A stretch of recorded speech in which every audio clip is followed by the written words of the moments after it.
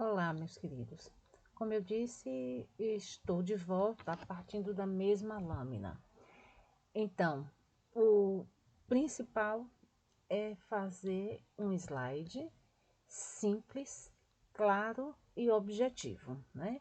E é importante que você esteja também se apresentando de uma forma clara e objetiva. Então, vamos passar para o segundo ponto, né? Abrindo realmente dentro de um slide. Olha essa imagem que eu mostro a vocês. Vocês já sabem que eu gosto de gato, né? Claro, porque apareceram meus gatinhos no vídeo inicial. Então, como eu gosto muito de gato, eu ilustrei esse slide com gato. Ficou legal? É conveniente? É bonito? É bonito, mas conveniente não é. Eu preciso ilustrar meus slides de acordo com o que está sendo mostrado naquele slide. Então, aí, nesse texto, né, a gente fechar o olho direitinho, se aproximar, dá para ler. Né? A carreira em fisioterapia. Então, o tema é sobre a carreira em fisioterapia. O que é que isso tem a ver com gato? Nada. Então, eu não posso usar ilustrações aleatórias. Eu devo ilustrar com temas referentes à minha discussão. Mas aí, esse é o único problema desse slide. Vamos examinar. Vamos tentar ler o que é que tem aí. Tá difícil, né? Eu preciso pensar também nos textos que eu coloco nos meus slides. Aí nós temos dois problemas. O primeiro é que está muito imprensadinho e não dá para fazer essa leitura com tranquilidade. Com bastante esforço, pode ser que a gente consiga. Então, esse é um problema. Eu preciso olhar de longe, perceber se há 2 metros no mínimo e um tamanho de telão dá para isso ser lido pelo meu público. Esse slide não dá, esse texto não dá para ser lido pelo público. E o outro grande problema é muito texto. Eu preciso pensar em colocar no máximo 4, no máximo 6 linhas de texto. Obviamente que se tratar de uma citação, eu vou ocupar o espaço que for necessário. Mas quando é algo que eu pretendo falar, eu vou pontuar, eu vou fazer tópicos e não copiar tudo que é necessário. Se eu escrevo tudo no slide, eu nem preciso ir. Eu mando os slides e os estudantes, os cursistas, fazem a leitura. Concordam comigo? Então, no slide só aí a gente tem alguns problemas, né? A ilustração é inadequada, o texto é longo, a colocação do texto aí está imprensada e a gente tem um título ali em amarelo, amarelo no branco, não dá, né? A gente não vê isso muito bem. Mas vamos ver o próximo slide, vamos pensar o próximo slide. Nós temos aqui agora, eu gosto muito de cores, né? Poderia ter colocado cor de rosa, um rosa clarinho, e coloquei um amarelo. Eu já assisti, né, uma palestra em que os slides estavam apresentados dessa forma. Eu não posso pensar em usar cores quentes, né, com letras brancas, por exemplo, e não há necessidade de usar essa coloração em slide. Não dá para ler, né? Não dá, não fica elegante. Eu canso o olhar de quem está assistindo minha aula. Então, o ideal é usar preto no branco. Aí você pode perguntar, né? Leide, dá para usar slide vermelho? Não é adequado, não é conveniente. O ideal é que a gente use os slides preto com branco, azul claro com preto, mas, como eu disse no início, o mais simples possível. Não tem por que estar enchendo isso de cores e dificultando a leitura do outro. Bom, tem outro recurso também muito interessante de utilizar. Vocês estão vendo aí que é o mapa conceitual. Eu, inclusive, gosto muito de trabalhar com mapa, porque eu faço um slide só e a partir dele eu dou toda a minha aula. Eu não preciso ficar focada em estar me aproximando do teclado do DataShow para mudar de slide. Faço isso tudo em slide só. Mas olhem aí, tá legal isso? Está bonito? Nós temos aí um mapa extremamente poluído. Um mapa que não dá para se ler, não dá para enxergar o que tem em cada célula, né? É importante tá vendo isso, tentando analisar como é que o outro vai conseguir enxergar, como é que o outro vai conseguir ler isso. E é um mapa muito longo, um mapa confuso. Eu preciso fazer algo mais claro, mais objetivo, então eu posso ir por partes. Isso aí é uma semana de aula, dando aula todos os dias, né? E eu não preciso concentrar tudo dessa forma. Eu sei fazer mapa, ponto. Já mostrei que sei fazer. Agora eu preciso mostrar que sei utilizar.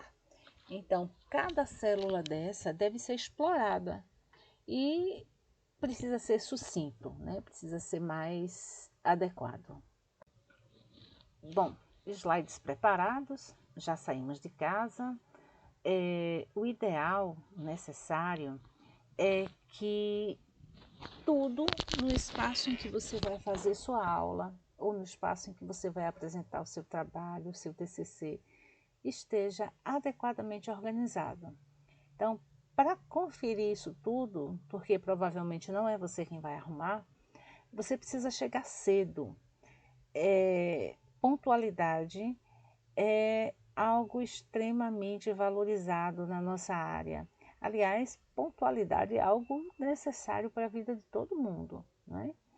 Então eu preciso chegar cedo, chegar com antecedência para conferir a arrumação da sala de aula, para ver se está tudo do jeito que eu pretendo, se aquilo se adequa ao que eu planejei para minha aula, se está como eu solicitei. Eu preciso conferir também se tem todo o material que eu vou precisar, né? Geralmente, quando eu vou dar uma aula, apresentar uma palestra, eu levo alguma coisa em minha bolsa, né? Eu tenho ali o meu laser ou o meu pincel de quadro com o meu apagador, mas você não é obrigado a ter.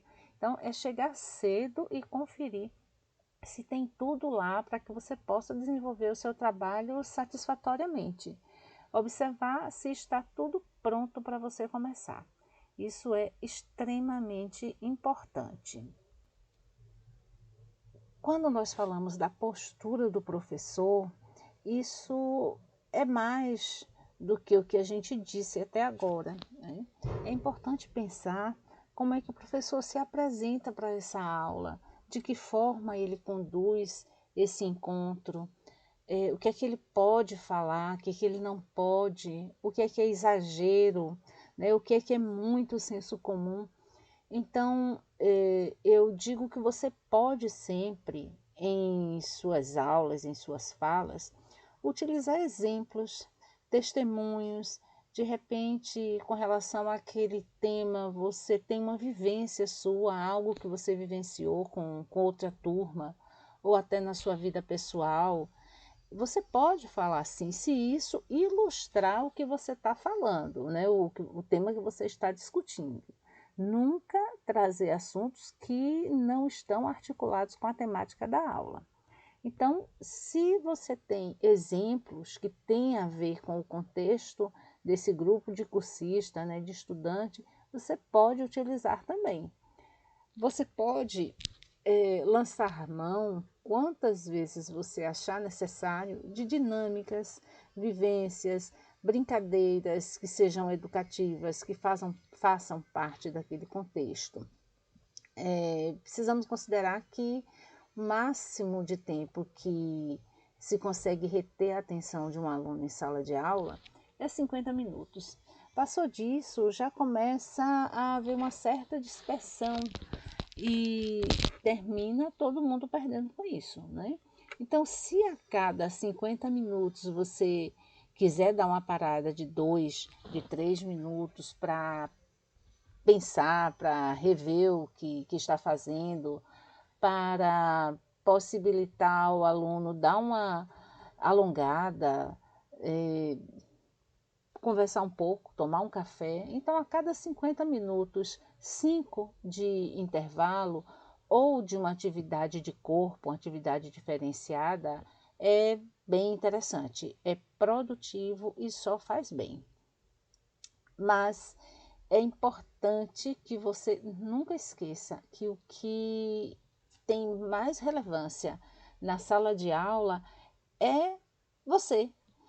O professor é o recurso mais importante da aula. Então, nós falamos do que você pode, né? Falamos que o professor, ele é o recurso mais importante. Sem ele, a aula não acontece, né? Mas precisamos lembrar de algumas coisas que não pode e que é recorrente, tanto em professor quanto em apresentação de aluno. Apresentação de TCC, apresentação em seminários, em comunicações orais. Não pode ficar de costas, tá? Então, é comum para fazer a leitura do slide ou para fugir do olhar da plateia, o sujeito que está apresentando olhar muitas vezes para a tela ou para o quadro. Eu preciso me preparar para olhar de frente para essa plateia.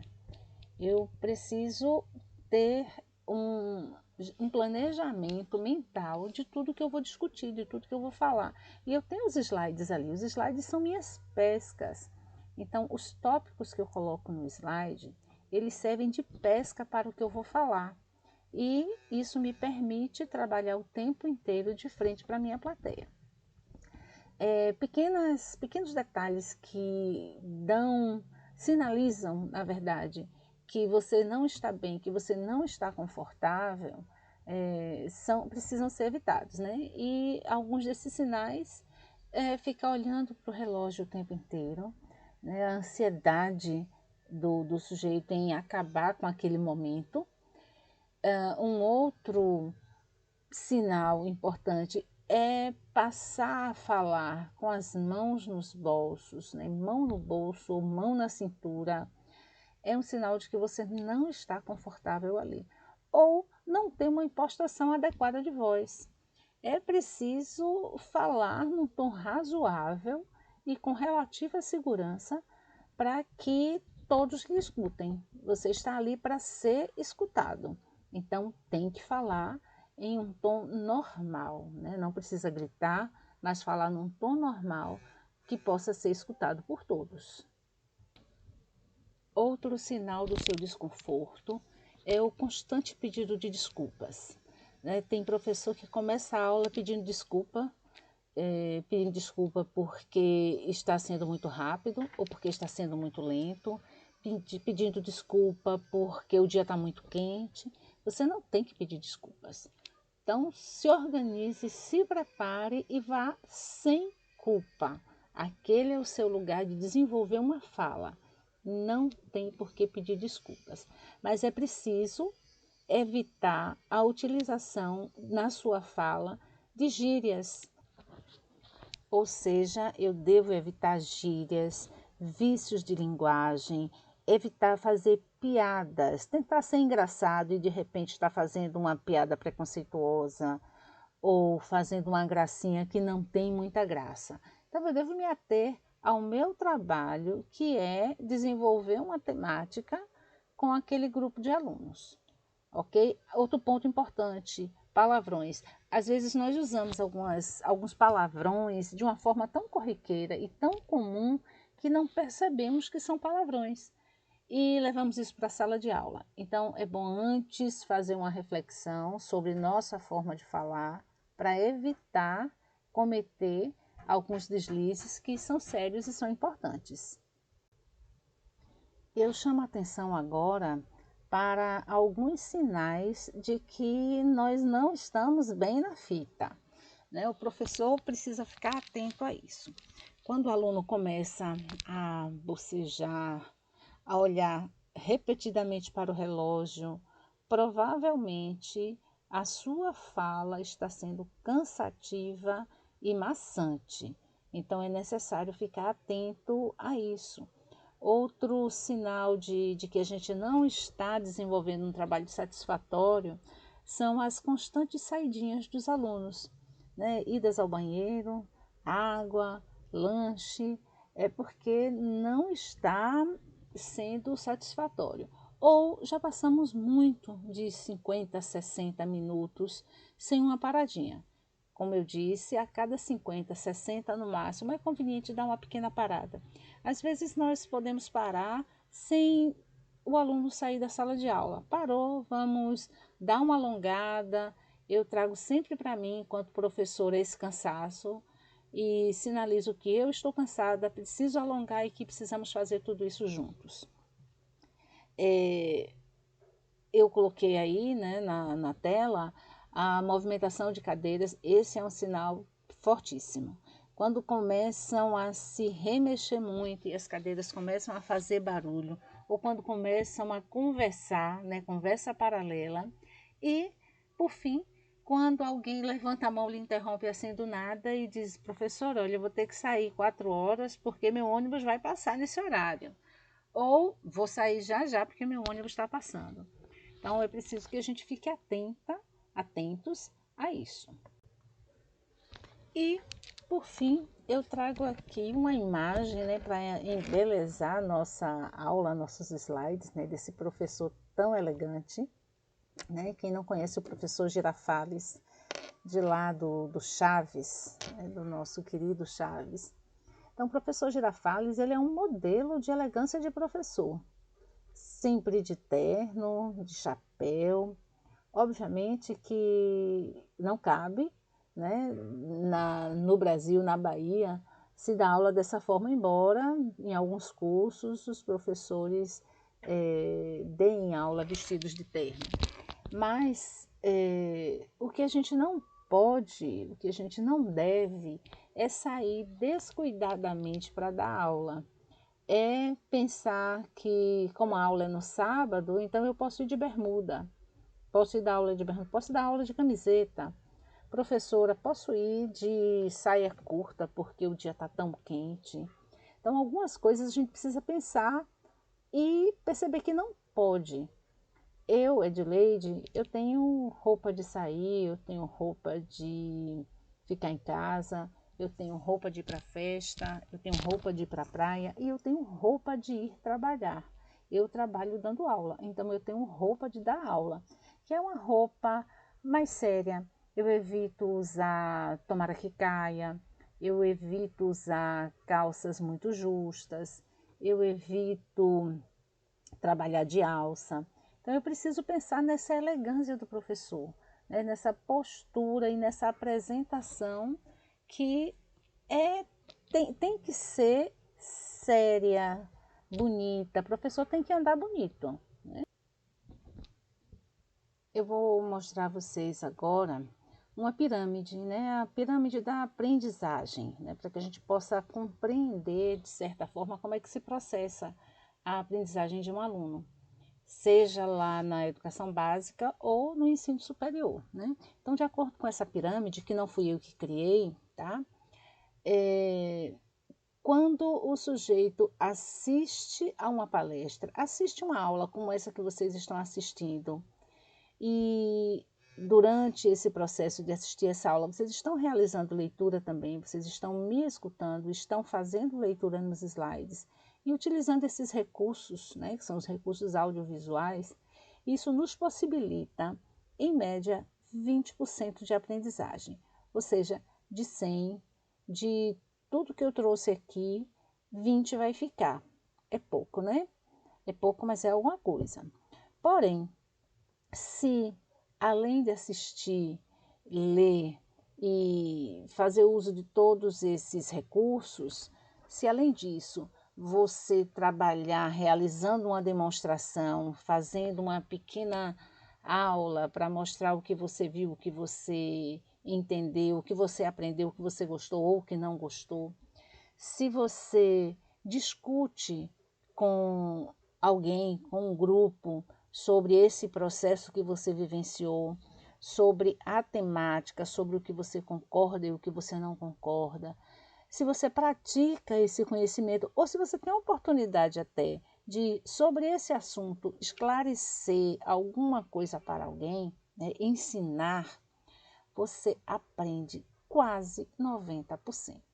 Então, de tudo que eu tiver feito, praticamente 90% vai ser lembrado daqui a uma semana e daqui a um ano, se você realizar todas essas ações, né? Além de assistir, fazer essas leituras utilizando esses recursos, você fizer uma demonstração, você ensinar de alguma forma, isso possibilita a aquisição, né, de 90% do que foi discutido. Fantástico, né, gente? Então, gente, educação é isso. A gente falou muito aqui sobre esse processo educativo que ocorre nas escolas e nas faculdades e universidades. Eu trago essa imagem aí para que vocês pensem sobre o processo educativo que ocorre, que espera que todos sejam iguais, que todos tenham as mesmas habilidades, que todos escrevam da mesma forma ou que pensem da mesma forma, que elaborem da mesma forma. E nós precisamos ser críticos e entender que o que povoa uma sala de aula é uma diversidade. E nós não podemos esperar que ao final de um processo todos estejam iguais, todos estejam equiparados. As pessoas vão aprender de formas diferentes e vão mostrar que aprenderam de formas diferentes. E nós precisamos possibilitar isso e validar isso, ok? Eu espero que se um de vocês for para a sala de aula, vá pensando dessa forma, vá sabendo que não vamos transformar o grupo em pessoas com o mesmo saber, em pessoas iguais, mas pessoas parecidas e com desejos diferentes, mas que tenham desejo, que esse desejo seja plantado na própria sala de aula. E agora, depois de tanto tempo aí sentado, parado, me ouvindo, vamos alongar um pouquinho? Que tal cuidar um pouquinho do corpo? Porque professor é cabeça e é corpo. Então, cuidem-se, porque vocês são muito importantes. Um abraço para todos, fiquem com Deus.